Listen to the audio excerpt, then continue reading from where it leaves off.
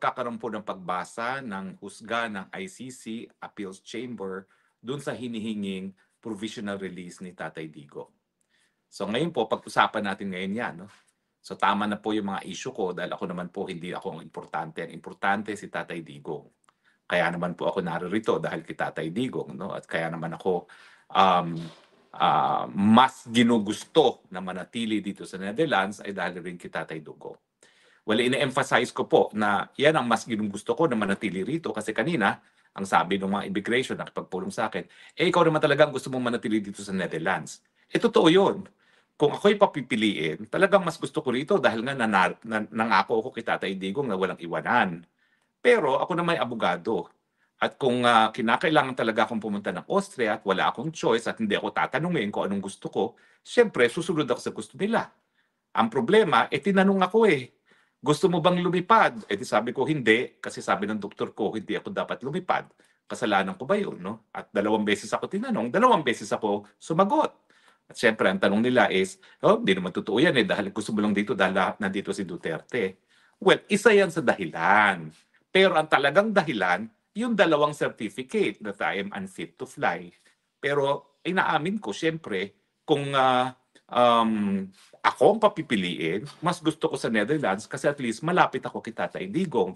Di ko man siya nakakausap, alam naman niya at sinasabi ng lahat ng dumadalaw, nasa labas lang ako, nag-aantay sa kanya. Pero, nung ako'y nasa eroplano na at ang buong akala ko ako talaga ay pupunta na ng Austria, ang iniisip ko, pararating ko na lang kay Tatay Digong. Tatay Digong, huwag ka mag-alala, hindi naman kita iniwan dahil nasa Europa pa rin ako. Totoo naman. Dahil miski ako'y makapunta ng Austria, nasa Europa pa rin ako. So tuloy pa rin yung aking pangarap, yung aking pangako na hindi ko siya iiwan. Pero yun nga po, no? Kung ako talaga papupuntahin ng Austria, pareho naman kami abogado ni Tatay Digong. Kung talagang yan ang naging desisyon ng hukuman, kung yan talaga naging desisyon ng otoridad, kinakailangan respetuhin. Kaya lang, lahat ng mga desisyon nga, syempre, binabalanse rin yan sa karapatang pantao at meron naman akong karapatan sa mabuting kalusugan. Kaya naman, hindi ako mapipilit na maniwala sa opinyon ng ibang doktor as against yung sarili kong doktor na mga nag-opera sa akin. At yan pong sinabi ko kanina nga sa immigration. No? Na kahit anong mangyari, ang paniniwalaan ko pa rin, syempre, yung opinyon ng sarili kong doktor at hindi opinyon ng mga doktor na kinukuha lang naman blood pressure at saka oxygen. Meron kasi 2 doktor na nag-examine sa akin. Pero ang ginawa lang nila, kinuha ang aking blood pressure, kinuha ang aking oxygen, at sinabi fit to fly. Yung mga nag-opera sa akin, ang sabi, unfit to fly. No? At ang hinihingi lang naman nila is until 8 January dahil ang sabi nga ng aking neurosurgeon, after 2 months, malalaman na natin kung talagang completely successful yung operasyon. Totoo namang masela nitong operasyon sa spine. No? Ano ba naman yan? Pero anyway, ako naman po ay hindi ang totoong istorya sa Netherlands. Ang totoong istorya sa Netherlands si Tatay Digong.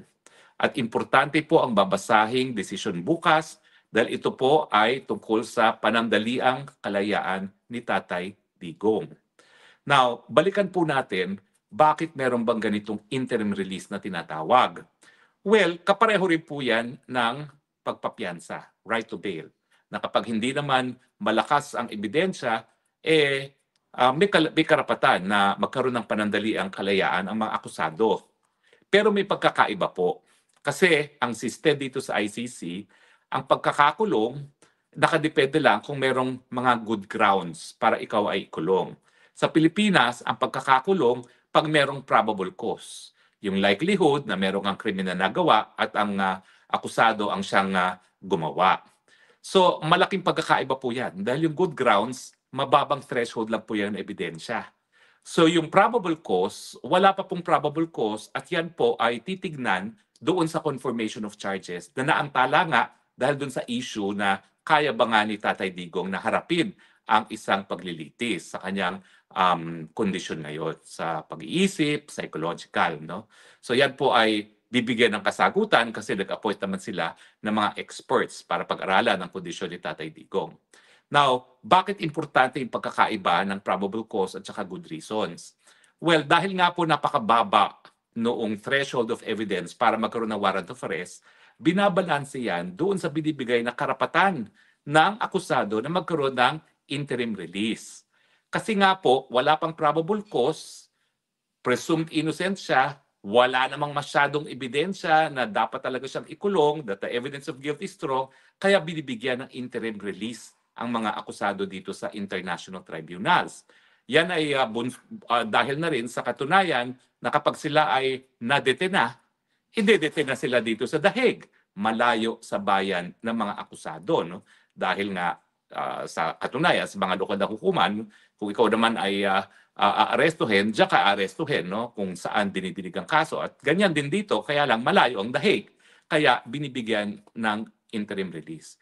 Ibig sabihin, itong interim release, ito ay dahil kinakailangan balansehin yung katunayan na sa ICC, makukulong ka miski napakababaw ng ebidensya. So babalansehin yan sa pagbibigay ng interim release. Ngayon, ano yung mga batayan kung ikaw ay mabibigyan ng interim release? Una, yung ebidensya laban sa iyo. Ito ba ay mabigat o hindi? Pangalawa, kung ikaw ba ay may possibility tumakas. Pangatlo, kung ikaw ba ay merong pang pagkakataon na gumawa muli ng kahit anong kasalanan. At pang-apat, kung ikaw ba ay susunod sa mga kondisyones na i-impose ng hukuman para ikaw mabigyan ng panandaliang kalayaan. Now, ang aking basa dun sa desisyon kung saan nabasura ng pretrial chamber yung interim release ni Tatay Digong ay dahil daw hindi naman pinakita na mababaw yung ebidensya o hindi pinakita na mabigat yung ebidensya kay Tatay Digong at saka sinabi nga na hindi masyado na-discuss yung kung siya ba ay flight risk, kung siya ba ay gagawa pa ng ibang krimen. Himay-himayin natin yan. Well, unang-una, uulitin ko na bagamat sinasabi na dapat na-discuss na ang ebidensya ay hindi mabigat labang kay Tatay Digong, alam naman natin na yung warrant of arrest ay nakabase lamang sa good grounds. So ang tanong ko, bakit kinakailangan na patunayan na mabigat ang na hindi mabigat ang ebidensya laban sa akusado, alam naman nila. Sila mismo nag-issue ng warrant of arrest na mababaw lamang ang ebidensya laban kay Tatay Digong. Ibig sabihin ko, bakit kinakailangan i-discuss na the evidence of guilt is not strong, ang basihan sa kanyang pagkakakulong ay mababaw, good grounds lamang. Hindi pa sapat na yun na pinaaresto mo yung tao hindi dahil mabigat ang kasalanan, kung hindi, mababaw nga ang basihan. Good grounds lamang.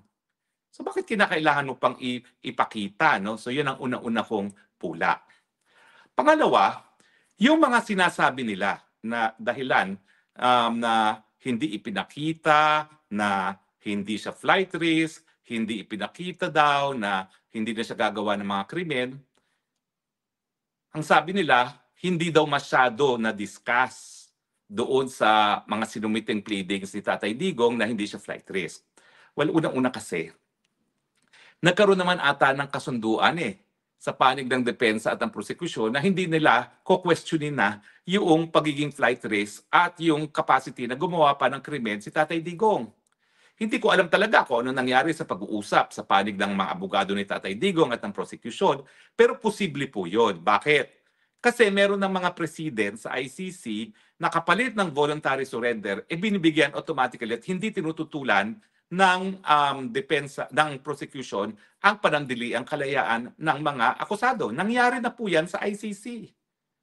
Voluntary surrender kapalit ng interim release. Ibig sabihin, ang concern lang ng mga prosecutor ay ikaw ay naririyan para merong jurisdiction ang hukuman sa iyong pagkatao.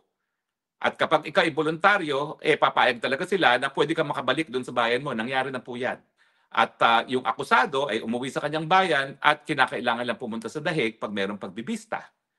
Okay? So, natural, may mga usapang siguro naganap at naniwala naman ng mga abogado ni Tatay Digong siguro na talagang hindi na nila ko-questionin yan. Now, nung kinu-question ng mga prosecutor yung issue na baka tumakas nga si Tatay Digong at baka gumawa pa ng krimen, ang sabi ng mga abogado, bigyan nyo kami ng pagkakataon mag-file ng reply para masagot naman namin yan. Kasi nga talagang hindi na namin sinagot yan dahil ang sabi talaga nila, hindi na kinakailangan paglabanan yan at pag-usapan pa yan. Malay namin na magbabago sila ng isipan.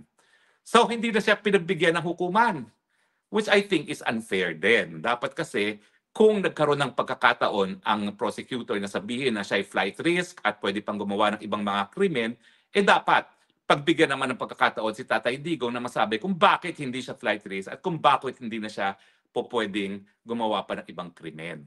Diba? Para maging patas lang. Pero again nga, no, sigurado ako dahil karoon na ng usapan yan sa panig ng Depensa at Prosecution, tumalikod sa usapan ang prosecution. Pangatlo, bakit ba nila sinasabi na flight risk? Kasi daw, ang sabi daw ni VP Sara, talagang ang gusto niya, makauwi si Tatay Digong sa Pilipinas. Yung kanyang interim release, dapat sa Pilipinas. Yun ba ay indikasyon na pwedeng tatakas si Tatay Digong? Yan ay indikasyon kung anong gusto ni Tatay Digong. Na kung magkakaroon ng interim release, mas gugustuhin niya na pumunta sa Pilipinas. Pero walang ibig sabihin yan na may intention siyang tumakas. Kasi nga, siya yung humingi ng interim release. Kung ang intention na ay tumakas, hindi na sana siya humingi ng interim release at gumawa na lang ng paraan para siya ay tumakas. Ang sabi pa nila, well, ayan nga kita mo yung anak niya, nagsabi na ano kaya,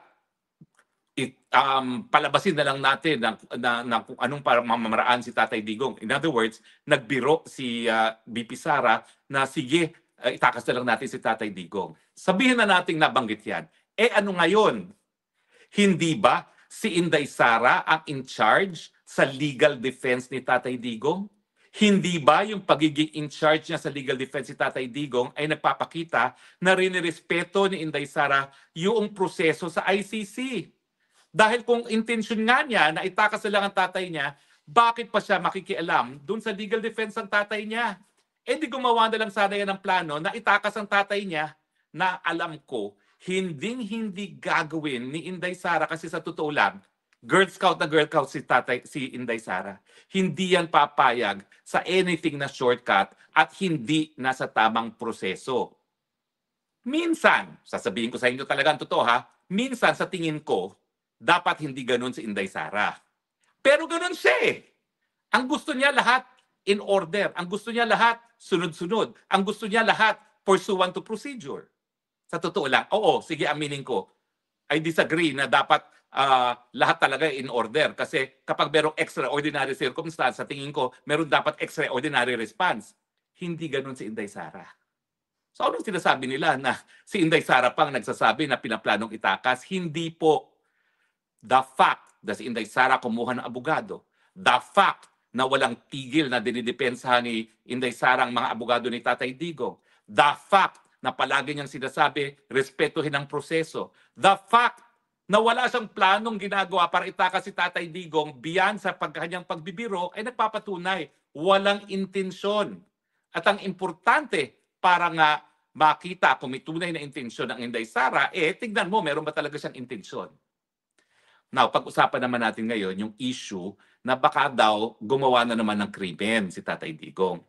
Ang sabi ng pre-trial chamber, alam mo, yung mga kasong linililitis ay mga nangyari sa Davao kasama na yung siya ay alkalde.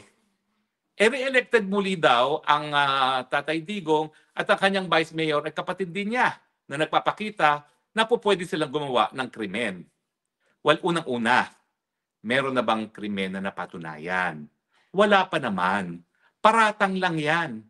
So bakit sasabihin nyo na palibasa alkalde siya uli at ang anak niya, ang vice mayor, who is now acting mayor, yan ay by itself ebidensya na plano niyang gumawa ng krimen uli. Patunayan muna na meron mga krimen na nangyari bago sabihin na dahil siya ay re-elected at yung anak niya ay naging vice mayor at acting mayor, na pwede silang gumawa uli ng krimen. Pero sa tingin ko, habang hindi pa napapatunayan na may kahit anong krimen na nagawa ang Tatay Digong, walang basihan para sabihin na gagawa siya uli ng krimen diyan sa Davao. Hindi rin kasi kinonsidera ng mga huwes ang tunay na larangan ng politika ngayon sa Pilipinas. Sinasabi nila na ma-influensya si VP Sara dahil siya ay vice president. At alkalde pa rin daw itong si Tatay Digong. Totoo yan. Hinalal sila ng taong bayan dahil mahal sila ng taong bayan. Pero ang tanong, malaki bang impluwensya ngayon ni Vice President Sara? Wala. Kita mo nga, pilit na pinatatanggal siya sa pwesto. Pilit na talagang binabawasan ang kanyang budget. Sinampahan pa ng kasong incitement to sedition. Yan ba ang taong ma-influensyal? Sa katunayan, talaga namang may titulo si Inday Sara, pero halos walang kapangyarihan. Naku, baka magalit sa akin si Inday Sara na sinabi ko yan. Ma'am, sorry ha, pero yan po ang katotohanan. Dahil ang Vice President naman talaga, dahil wala namang cabinet portfolio, talagang nag-aantay lang kung may mangyari sa presidente at siya ipapalit. Kaya nga, yung mga tumututol ha kay Inday Sara para maging presidente kung mawawala si Marcos. Hello, hilo ba kayo? Kaya nga may Vice President para siya talaga ang pumalit kapag nawala na ang presidente, di ba? Bakit yung tututulan? Yan lang naman talaga ang katungkulan ng Vice President. So nasaan yung impluwensyang sinasabi nila ni VP Sara? Wala. Dahil kung if they even bothered sa sistema ng gobyerno natin, wala naman talagang kapangyarihan ng Vice President kung hindi mag-antay na mawala ang presidente. Yan ang katotohanan. Kaya tignan niyo ang activities ng Vice President's Office. Ino-augment niya yung mga trabaho ng line agencies, lalong-lalo na kapag merong sakuna. Kasi nga, minsan, yung executive department sa ilalim ng presidente, clueless kung anong gagawin. Di ba? Pati nga, pag may malakas na bagyo, nagkakamot sa ulo si Marcos kung anong gagawin niya. Samantalang si Inday Sara, yung kanyang Office of the VP, alam nang gagawin kasi naka-preposition na yung mga tulong na ibibigay sa taong bayan. Yan ang ginagawa ni VP Sara dahil wala naman siya ibang magagawa. In other words, i-augment yung katunayan na yung mga obvious na dapat ginagawa ng presidente, lalong-lalo na sa panahon ng sakuna, hindi nagagawa at yan ang tinutupad ng kanyang tanggapan. Malinaw naman po yan. So, mali yung sinabi ng pre-trial chamber na ma-impluwensya pa rin at pwede gumawa ng krimen. Ulitin ko po ha, dahil unang-una wala pa naman napapatunayan na may ginawang krimen si Tatay Digong. So bakit sasabihin na pwedeng gumawa na naman ng panibagong krimen? At pangalawa, hindi totoo na bagamat Vice President si Inday Sara, wala naman talaga siyang impluwensya sa Pilipinas ngayon. Dahil siya nga ay mortal na kaaway ng mga Marcoses at siya ay Vice President, ang tanging trabaho ay antayin na mawala ang presidente para mamuno ng walang power vacuum. Di ba po? Well, anyway, isa pa yung sinasabi na pwede raw gumawa dahil mayroon na naman si Mayor Baste. Well, ganun din po yung argumento ko dyan. Miski acting mayor si Mayor Baste, nakatali naman ang kamay niya. Hindi naman siya pinapili kung sino mga pulis niya. O di ba, tinanggal lahat ng mga pulis na tapat kay Baste Duterte. O, ibig sabihin, napakahirap pa rin na maging mayor na hindi kakakampi ng gobyerno. Kasi linilimitahan din ang kapangyarihan ni acting mayor Baste Duterte. At ang pinaka-importanting kapangyarihan na nagkaroon ng limitasyon ay yung pagpili kung sino ang mamumuno sa kapulisan sa Davao City. So, suma total, naniniwala po ako na dahil po dun sa balanse na nakasaad sa Rome Statute na pwedeng maaresto base lamang sa mababaw na ebidensya, good grounds, kinakailangan mabigyan talaga ng interim release si Tatay Digong. Unang-una, dahil hindi kinakailangan na ang akusado magpapakita na mabigat ang ebidensya. Trabaho yan ng prosecution. Yun ang unang pagkakamali nila. Bakit hihingan mo ang depensa na hindi malakas ang ebidensya laban sa kanya? Ang trabaho naman talaga diyan ay prosecution. Dahil sila may burden to prove guilt beyond reasonable doubt. Pangalawa, bakit mo sasabihin na flight risk dahil lamang sinabi ni Inday Sara? May pagkakaiba sa salita at mayroong pagkakaiba sa salita na mayroong intensyon na wala namang kahit anong ebidensya na intensyon na isatuparan yung biro na ginawa ni Inday Sara Duterte. Pangatlo, wala namang pong tunay na impluwensya ang VP Sara bilang Vice President na nag-aantay lamang kung may mangyayari sa presidente at dahil siya ay kalaban ni Marcos Jr. Pang-apat, si Baste Duterte, alkalde nga, pero limitado rin ang kapangyarihan at ang pinaka-importanting na limitahan na kapangyarihan ay yung pagpipili kung sino magiging pinuno ng pulis sa Davao City. Pero bukod pa dyan, hindi dapat binabaliwala ng hukuman yung dictates of fairness and justice. Paano naman magiging magkakaroon ng banta na tumakas ang isang 80 anyos na nahuhulog na habang naglalakad lamang? Akala ba nila sprinter ang isang 80 anyos? Hindi po ito dahil si Duterte ay Duterte. Pero katotohanan, pag 80 anyos ka na, mahirap ka na talagang gumalaw. Bukod pa dyan, meron na ngang issue kung kaya pang harapin ni Tatay Digong ang isang paglilitis. Hindi ba dapat on humanitarian grounds, on the dictates of humanity, ikinonsiderahan ng hukuman? So sa akin po, bukas, 28 ng Nobyembre, dapat walang ibang desisyon ang appellate chamber kung hindi dapat mabigyan ng interim liberty si Tatay Digong because that is in accord with justice and fair play. Kahit anong decision po ng korte will prove that the ICC is not about justice, it is about politics. Agree ba ho kayo or disagree?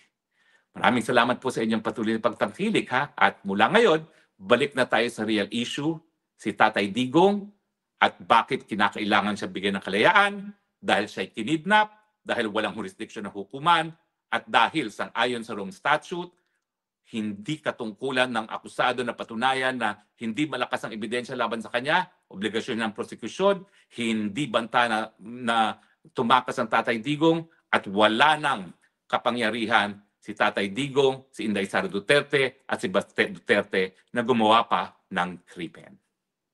Magdasal po tayo mamaya. Kami naman po dito sa The Hague, wala na po kaming ginagawa kundi magdasal, magdasal, magdasal, at magdadasal pa rin. Siguro po, kung ikokonsidera nyo yung aking mga karanasan, lalong-lalo na yung mga nangyari nung isang araw lamang, yan po yung nagpapatunay sa powers of prayer. Ang aking pinagdarasal po, bagamat ako po'y susunod sa mga otoridad dito sa Netherlands, thine will be done. Sabi ko, Panginoon, kung gusto mong maiwan ko dito si Tatay Digong, well, tatanggapin ko po yan. At sasabihin ko na lang kay Tatay Digong, malapit pa rin naman ako sa kanya sa Austria. Pero, nagkaroon po ng kasagutan ng aking panalangin, di po ako pinaalis ng ating Panginoon. Salamat po ha, at magdasal po tayo para sa kalayaan ni Tatay Digong. Sabi ng Panginoon, ask and ye shall receive. Amen. Yan na lang po, reporting live still from The Hague. Ito po ang inyong spokesman, Harry Roque. Nagpapasalamat sa inyo, nagsasabi, I love the Philippines. It is the only country that I have. It is the only country that I love. And God bless the Philippines.